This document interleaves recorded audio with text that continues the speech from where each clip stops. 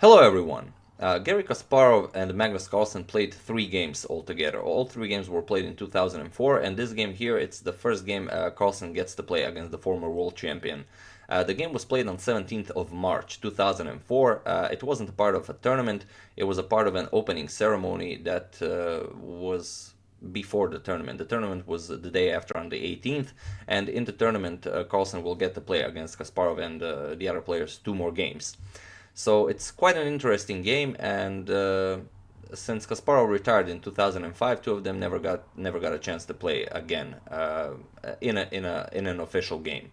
But I've seen Carlsen say in numerous interviews that he really wouldn't mind playing against Kasparov on any terms, but such an event never happened. So let's see this game. Kasparov has the white pieces here, and he opens up with c4. Carlsen plays knight to f6, we have knight to c3 and g6, so the English opening. g3, c5, bishop to g2, and knight to c6. We have knight to f3, d6, and d4. C captures on d4, knight captures on d4, and the bishop to d7.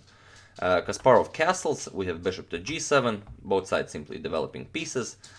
Knight to c6, Kasparov captures, bishop captures on c6, and e4 now. Carlsen castles, we have bishop to e3, a6 now, and rook to c1, and knight to d7 by Carlsen. Queen to e2, b5 now, and b4 by Kasparov. And this is the first moment where things start to happen. Probably the best idea for Carlsen here would be to actually capture b captures on c4. Seems like somewhat of a counterintuitive move, but after b captures on c4 and queen captures, knight to e5, attacking the queen, also protecting the bishop on c6. And after something like queen to b3, bishop comes to b5, attacks the rook.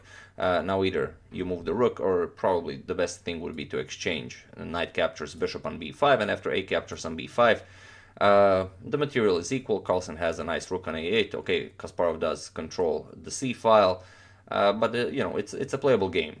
After b4, Carlsen went for the immediate knight to e5. Kasparov played pawn captures on b5, we have a captures on b5, knight captures on b5, bishop captures, and queen captures. So far Kasparov is up a pawn, but Carlsen can capture, rook captures on a2. With rook captures on a2, I really have no idea why this move wasn't played, as black is perfectly fine here. All of his pieces are nicely developed.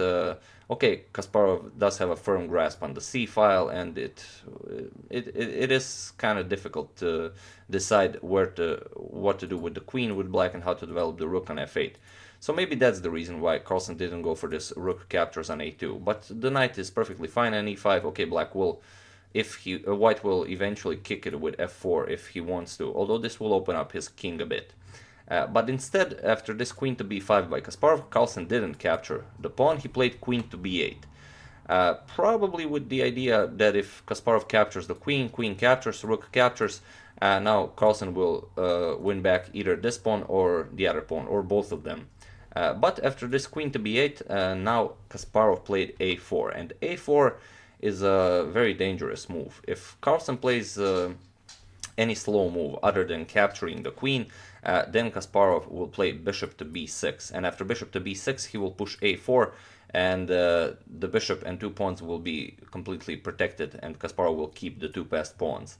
So after this queen to b8 and a4, Carlsen captured, queen captures, and we have a captures on b5. Now Kasparov has a passed b pawn. Okay, he has two pawns, but they're doubled. Here rook f to b8 was played, and b6 by Kasparov. The bishop is now nicely protecting this pawn on b6, and this is the critical moment of the game. Here Carlsen has to play rook to a4. After something like rook to a4, this comes, you're not allowing Kasparov to push b7 with tempo, also you're attacking the b4 pawn, and after something like f4, after you kick the knight, then b7, rook captures, and now e5, you open up a discovered attack from the bishop to the rook. After rook captures the other pawn, now rook to c7, attacking the knight, and after knight moves, rook captures on e7, and white is clearly better, but is it enough to win the game? It's hard to say. If black captures, white will recapture with the f1 and then open up the attack from the other rook to the f7 pawn. So black doesn't really have this option. It's clearly a better position for white. He does have the bishop pair, but again, it's hard to say if this is enough to win the game. But after this b6 move by Kasparov, Carlsen plays a move that is the absolute blunder. He plays knight to g4. He attacks this bishop that is protecting the pawn on b6. With the idea that the bishop doesn't really have anywhere to go. d4 is covered by the bishop on g7, c5 is covered by the pawn, so Carlsen's idea is to capture the bishop and then capture the pawn on b6. But here Kasparov simply plays b7, and in this position Magnus Carlsen resigned the game. Why did he resign? It's pretty obvious. Your rook is attacked on a8. If you move the rook, for example, something like rook to a4, going for the pawn, then simply rook to c7, and you're losing the game. If you capture, then pawn captures with queen, this comes with check. If you don't capture, if you block with the bishop, then simply rook captures rook, and you've lost the rook.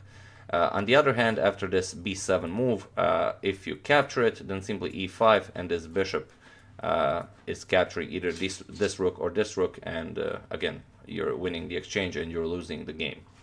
So after this b7, this is move 21, Magnus Carlsen resigned the game, and the first game two of them ever played, Kasparov was the obvious winner after 21 moves. So you've probably seen Magnus Carlsen destroy some top grandmasters when he was very young, by the age of 13 and 14. He was already, I mean, destroying some very strong players. So why do you think he succumbed this way? How did this terrible blunder happen? Was it just a brilliant game by Garry Kasparov, or was 14-year-old Magnus Carlsen simply too nervous playing the world champion for the first time? So yeah, that's the game. I do hope you enjoyed it. I will show the other two games that were actually played in this rapid tournament. I would like to thank Kenneth McKay for a contribution. Thank you from Scotland, and thank you all for watching. I will see you soon.